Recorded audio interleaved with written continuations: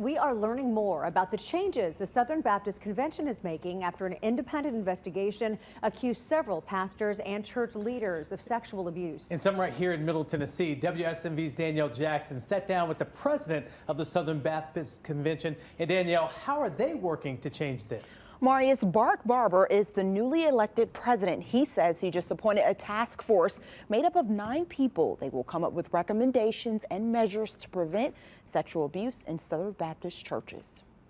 It's sinful, it's wrong, it's illegal, it's repugnant.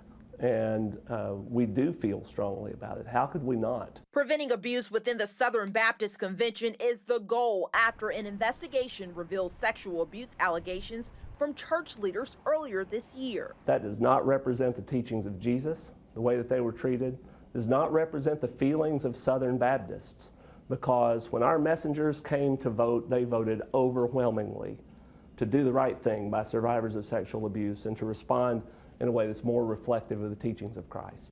Bart Barber, the president of the Southern Baptist Convention, says the newly formed Sexual Abuse Task Force will work to figure out ways to stop abuse moving forward. We have this huge business meeting, 10,000 representatives from churches come and vote on various proposals, and so this task force will develop recommendations to help us prevent and respond well to sexual abuse in churches, and those recommendations will go to the messengers for their consideration and for their vote. Some of those recommendations include developing an educational toolkit and creating a checks and balance ministry website. We've already had approved by the messengers the creation of a ministry check website so that churches can effectively share information with one another about people who have been credibly abused in the past of abusing people in a church context.